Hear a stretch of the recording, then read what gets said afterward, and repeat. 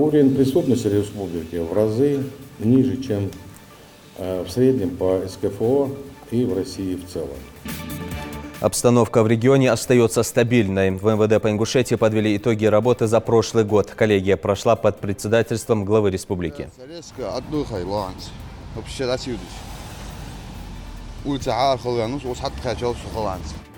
Снегу в Ингушетии быть. В регионе зима вступила в законные права. Для водителей мера предосторожности, для коммунальных служб дополнительная работа.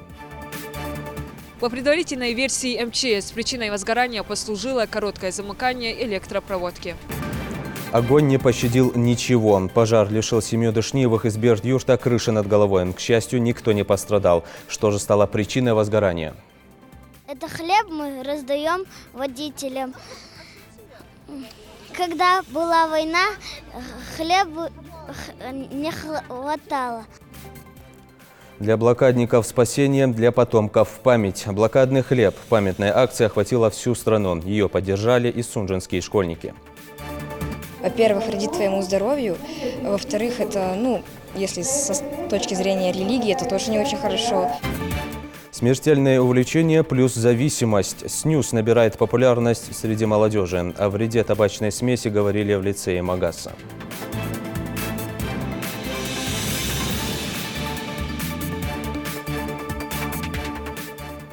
На канале Ингушетия новости 24. Здравствуйте. 1800 преступлений зафиксировано в республике за 2019 год. Из них 54 отнесены к терроризму. В региональном министерстве внутренних дел подвели итоги деятельности за прошлый год. Расширенная коллегия состоялась под председательством главы республики Махмуда Али Калиматова. Михаил Тангеев продолжит.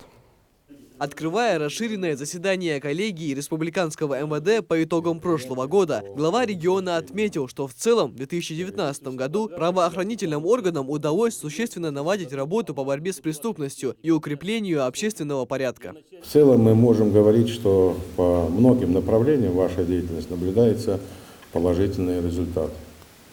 Во взаимодействии с другими органами правопорядка, дислоцированные в республике, осуществляются мероприятия по предотвращению террористических угроз, недопущению совершения террористических актов.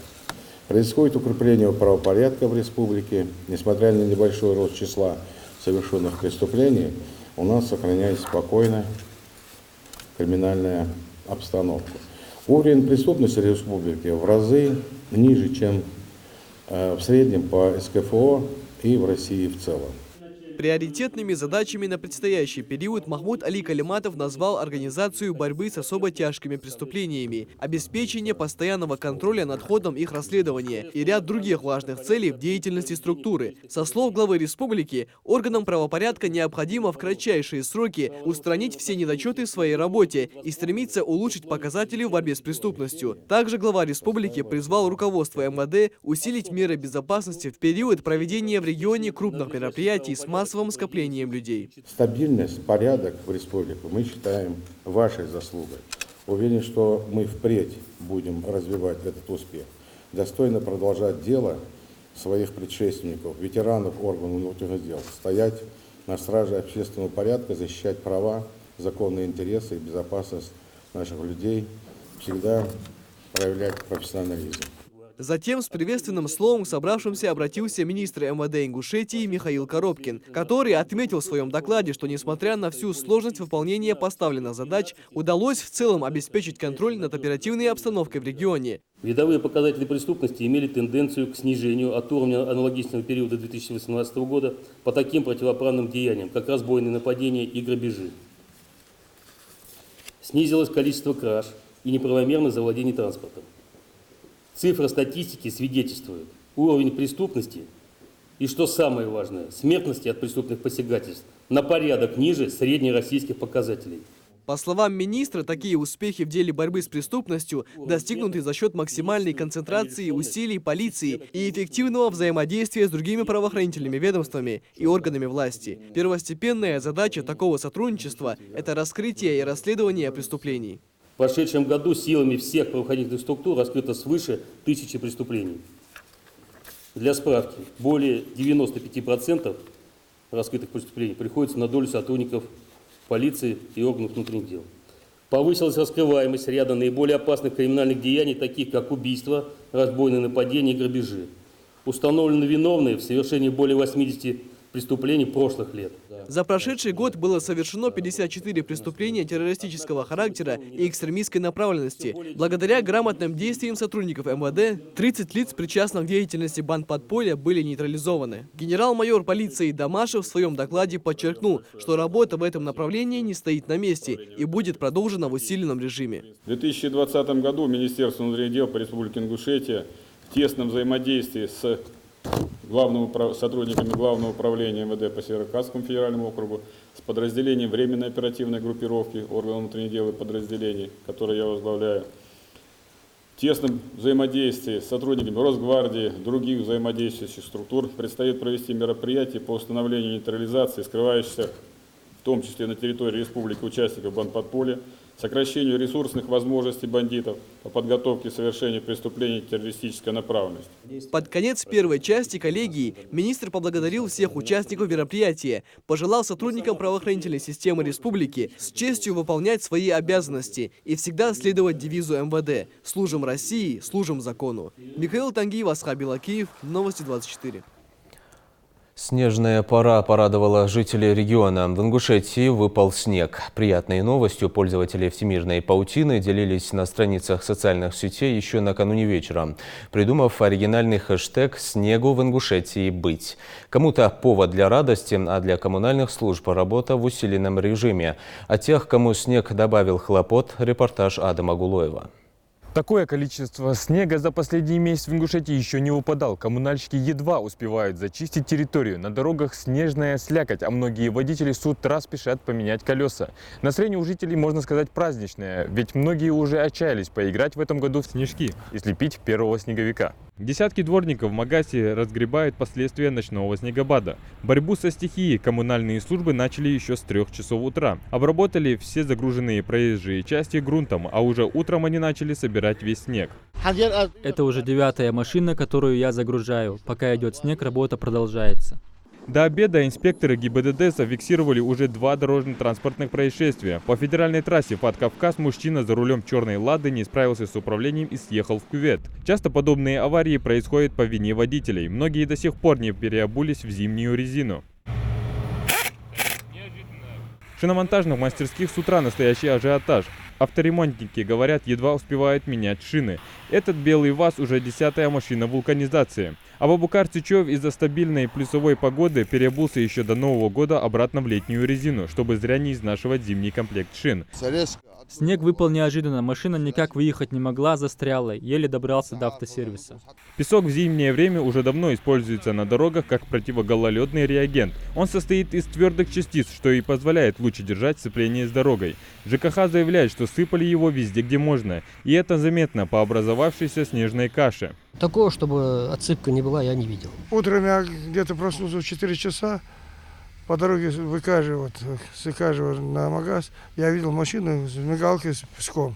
И когда на работу ехал в 8 часов утром, тоже к 8 часам, в сторону Магаза ехал на работу, тоже был песок, машина была с песком.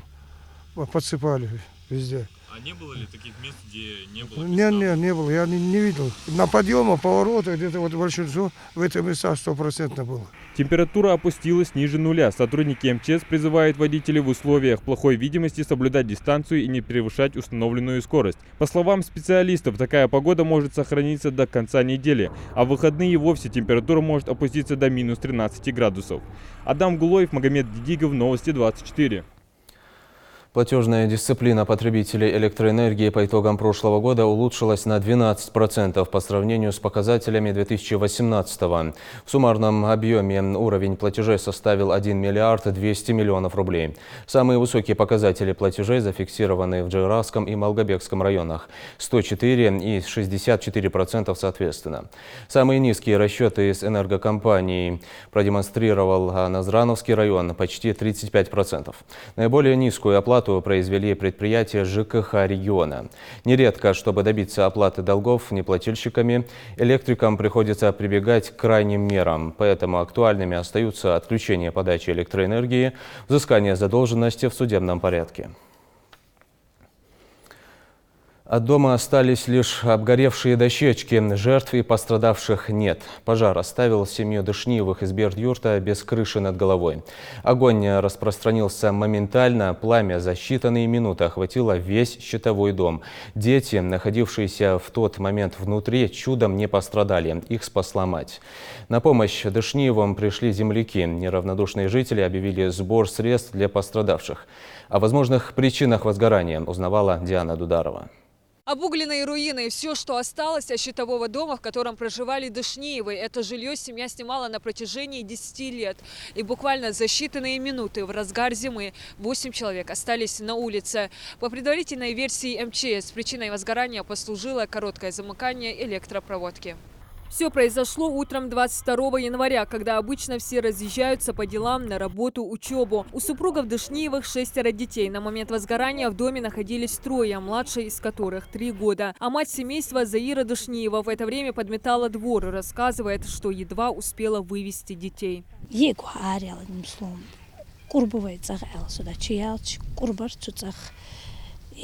в детской горела крыша. А сикик ареал, элсуха ареал, джамою лик баркцегурсун, и я опять забежала, уже почти 8 богаш барцуч. И потом сосед, по-моему, я точно даже не помню, цуха ареах карсу. Первыми на помощь прибежали соседи. Юнус Байсагуров со своего двора заметил дым. Заподозрив что-то неладное, направился к Дышниевым, но уже было поздно. Дом вспыхнул на глазах.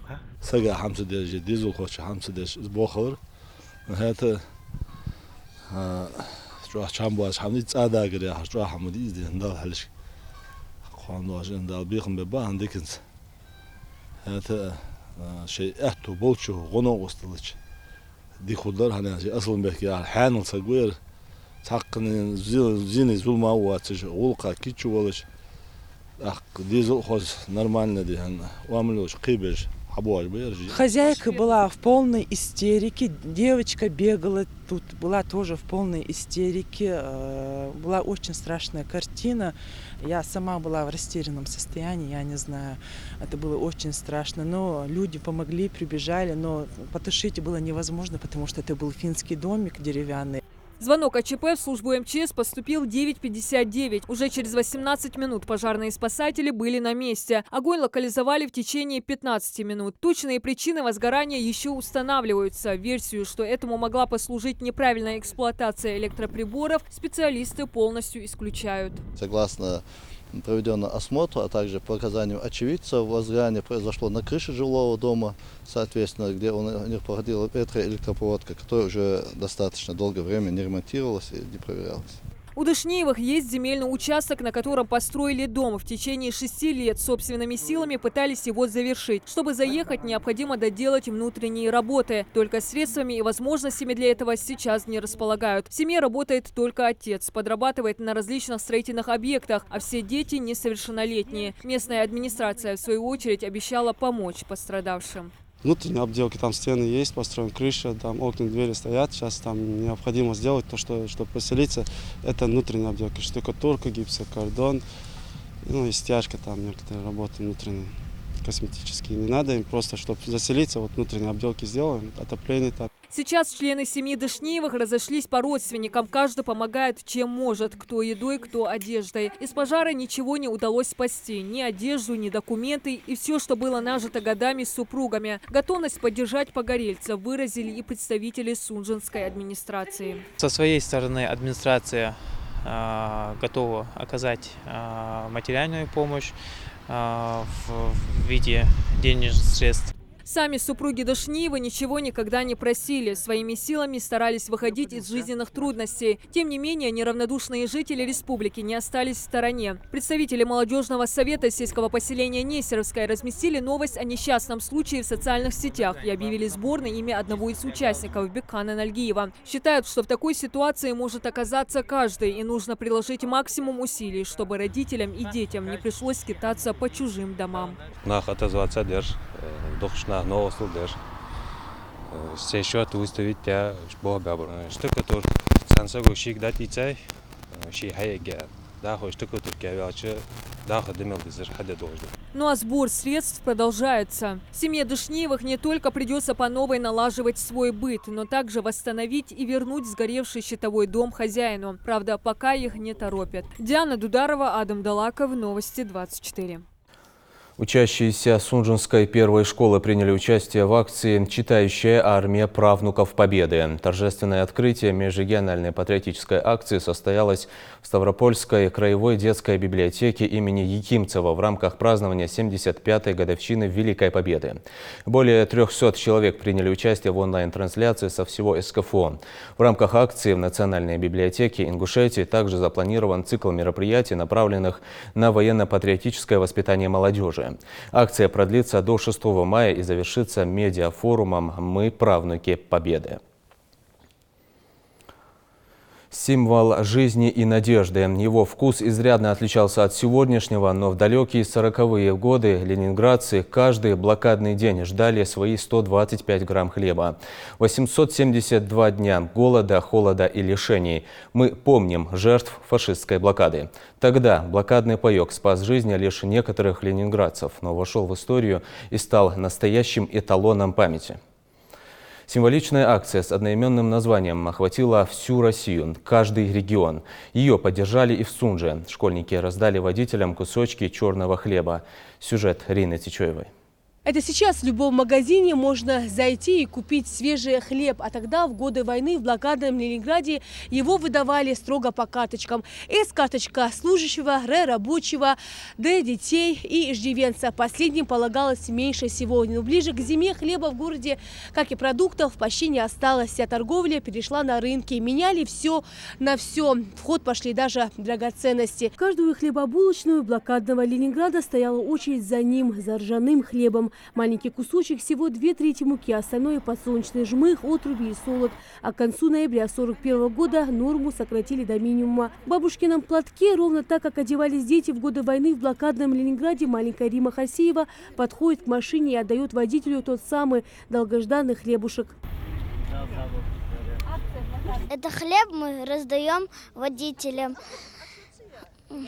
Когда была война, хлеба не хватало. Это не просто акция «Блокадный хлеб». Организаторы уверены, на примере таких мероприятий подрастающее поколение должно ценить то светлое будущее, которое нам заслужили наши деды и прадеды. У всех сейчас на руках есть карточки вот хлебные, здесь написано, сколько граммов хлеба выдавалось. Это 125 грамм хлеба выдавалось на день. Из чего он был изготовлен, состав полностью описан. И наши учащиеся это хорошо освоили и знают все это. Эта акция очень важна. И я надеюсь, что сегодня мы что-то полезное внесем вот в это дело. Наша задача заключается в том, чтобы из поколения в поколение переносить, донести до наших детей именно то горе, которое испытал именно блокадный Ленинград. Я думаю, что сегодня наши учащиеся это поняли. Также и учителя, и классные руководители все проводят эту работу по данной этой акции. Для многих автолюбителей это мероприятие стало приятной неожиданностью. Они отмечают, что таких добрых и очень важных акций должно быть больше. Хлеб всему голова. Наш пророк, да благословит его Аллах и приветствует, говорил, когда его спросили асхабы, какая еда самая благословенная в исламе, он ответил: баранина. И асхабы спросили: наш пророк, да благословит тебя Аллах и приветствует, мы думали, что ты ответишь хлеб. И тогда он отметил: хлеб всему голова, и его нельзя сравнивать с другой едой. Ленинград продолжал жить в блокаде 872 дня. 27 января 1944 года Вражеское кольцо было снято. Блокада Ленинграда длилась 872 дня. Для тех, кто жил в этом городе, это не просто цифра. Каждый из этих дней оставлял тяжелый след в жизни каждого блокадника. В те времена они не могли нормально питаться. А сейчас мы можем пойти в магазин, купить хлеб и дома спокойно поесть его. Нужно ценить. Да. Такие полезные акции будут продолжены во всех школах республики до даты полного освобождения блокадного Ленинграда. Рина Тичоева, Адам Далаков, Новости 24. А теперь информация для получателей пособий по уходу за ребенком до 1,5 лет. Отделениями социальной защиты населения Ингушетии проводится перерегистрация получателей данного пособия. Такая необходимость вызвана тем, что с 2017 года социальные выплаты осуществляются исключительно на банковские карты платежной системы МИР. Для перерегистрации необходимо обратиться в отдел социальной защиты населения по месту жительства с номером счета, на который в дальнейшем будет осуществляться перечисление денежных средств. Время, отведенное на перерегистрацию, ограничено до 1 марта 2020 года. Надеемся, что граждане, получившие указанное пособие, обязательно явятся с необходимыми документами и помогут вам своевременно провести перерегистрацию. Необходимый перечень документов – это паспорт, оригинал, свидетельство о рождении ребенка, оригинал, СНИЛС на получателя ребенка, реквизиты из банковского счета любой кредитной организации. Опасный никотиновый суррогат набирает популярность у молодежи. Некурительные табачные смеси, так называемые снюсы, достать не так сложно. Об этом мы показывали нашим зрителям недавно. Но опасность они представляют огромную. Наряду с большой дозой никотина каждый пакетик снюса содержит еще около 30 ядовитых веществ. О последствиях употребления бездымной продукции рассказали столичным лицеистам. Предостережение молодежи от убийственного увлечения и зависимости в сюжете нашего корреспондента. Бездымный жевательный табак или никотиновая конфетка снюс. Именно подростки – основные последователи новой моды. Употреблять яд из порционных пакетиков снюса, закладывая его под верхнюю или нижнюю губу. Нет, не употреблял. Отрицательно. Потому что там огромный вред. И это скорее кратковременное наслаждение, и все. Снюс – это новое такое вещество, а узнала о нем на уровне школьных сплетен и разговоров учителей. Были ли вообще мысли узнать поближе, что это такое, или попробовать? Не думаю. Если ясное дело, что оно вредит твоему здоровью, то зачем оно тебе? Информацию объемом в 26 глав о вреде малодействующего наркотика на лекции дошкольников доносили врачи и сотрудники Роспотребнадзора. И когда очередь дошла до главы о пользе снюса, на нее не хватило и пары секунд. Кидальщики снюса, так их еще называют. В основном мальчики, стремящиеся к новым ощущениям, приводят свой организм к зависимости, от которой потом самостоятельно избавиться просто не могут. К счастью, девушки у нас подобными вещами не занимаются. Я вообще не понимаю, зачем некоторые люди его употребляют, потому что он портит здоровье, разрушает иммунитет человека. На самом деле очень отрицательно к нему отношусь.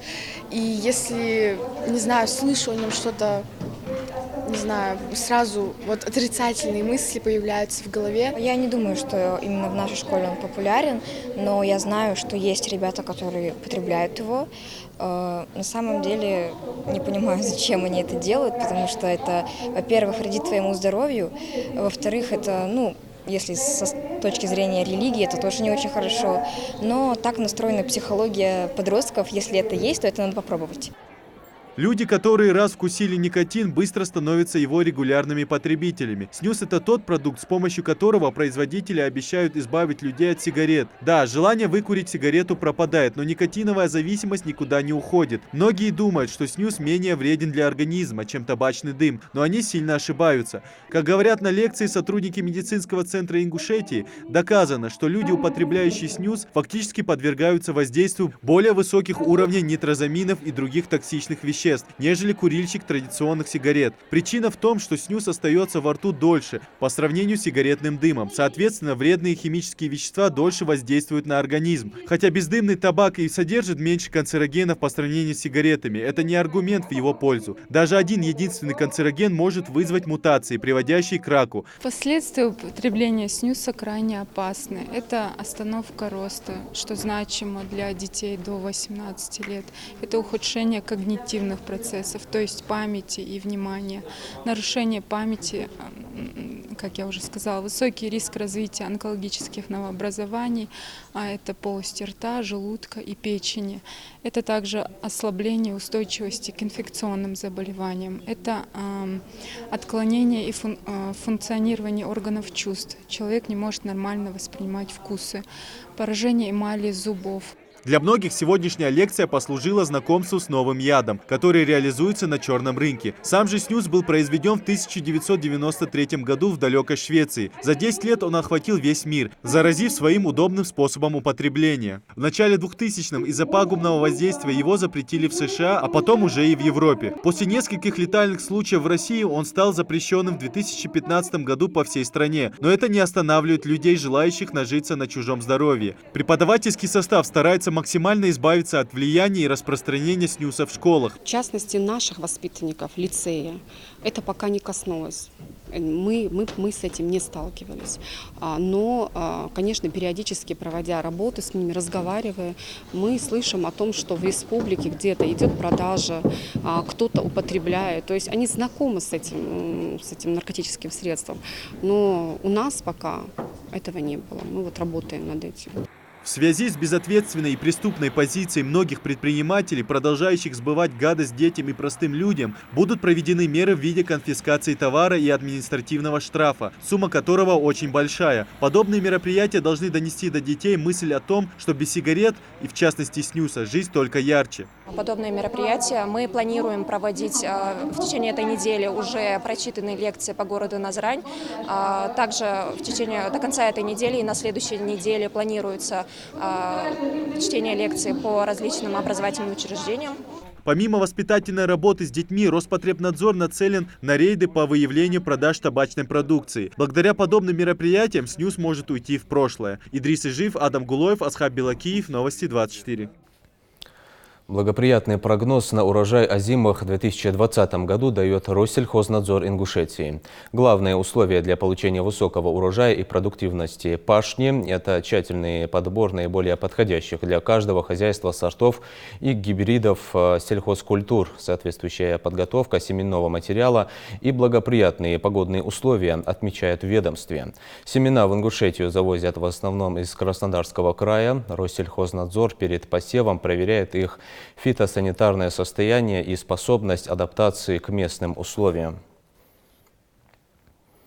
Первый атлас животных и комикс на ингушском языке с собственными иллюстрациями создадут в Ингушетии. Его намерен создать обладатель гранта молодежного форума «Машук» Муслим Евлоев. Ранее автор уже успешно выпустил первый комикс на ингушском языке. В 2009 году в обновленной версии «Атласа языков мира» сообщалось, что 2500 из 6900 языков мира находятся под угрозой исчезновения. Среди них и языки народов Северного Кавказа.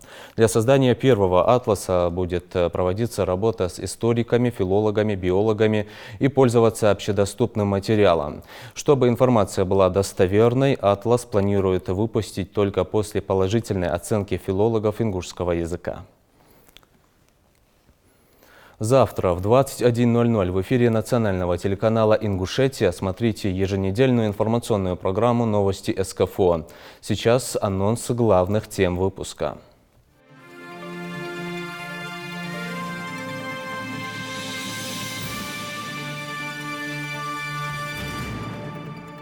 Дорога памяти откроет мультимедийный музей под открытым небом. Десятки миллионов фотографий фронтовиков, партизан, блокадников и тружеников тыла. Туда вот заходите, нужно опубликовать там, закрепить фотографию. После этого вы там пишете историю. Сколько фамилий участников войны собрано в Ингушетии? В жизни каждого есть место подвигу. Этот случай мог бы стать сценарием к остросюжетному фильму. Машина перевернута была, из-за этого она половину, по-моему, грязь зашла, и туда, когда заходишь, заходить трудно было машину внутрь. В Дагестане студент спас 3 человек из утонувшего в канале автомобиля. Тысячи комментариев и сотни вопросов. Ответ один: незаконной трансплантации органов не было и не будет.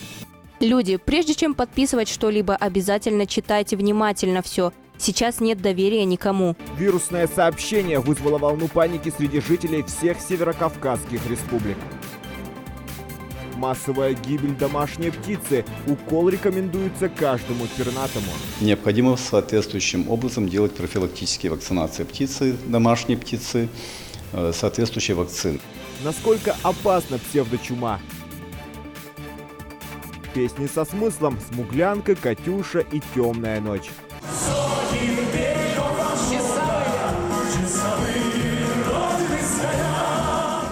Хор Турецкого выступил в Ставрополе с песнями победы. Об этом и не только расскажут новости Северокавказского федерального округа.